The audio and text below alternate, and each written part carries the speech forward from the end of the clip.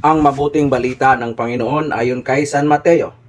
Noong panahong iyon, lumapit kay Jesus ang mga alagad ni Juan Bautista at ang wika, "Malimit kaming mag-ayuno, gayon din ang mga Pariseo. Bakit po hindi nag-ayuno ang inyong mga alagad?" Sumagot siya, "Maaari bang magdalamhati ang mga panauhin sa kasalan habang kasama nila ang lalaking ikinasal? Kapag wala na siya, saka pa lamang sila mag-aayuno." Ang salita ng Diyos. Pagsasadiwa. Maaari bang magdalamhati ang mga panauhin sa kasalan habang kasama nila ang lalaking ikinasal? Panawagan ng Kwaresma ang pagninilay sa mga sakit na tiniis ng Panginoon sa layuning iligtas ang sangkatauhan.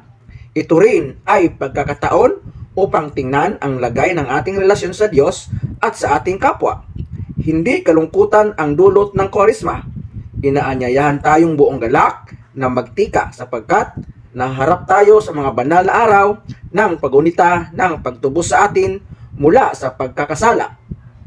Ang dakilang biyaya ng katubusan ay dapat maghatid sa atin ng galak na may pagpapasalamat. Ito ay dapat magdulot ng pananabik sapagkat ating gugunitain ang pagsilay ng bagong pag-asa sa bayang malaon ng lugmok sa lusak ng kasalanan.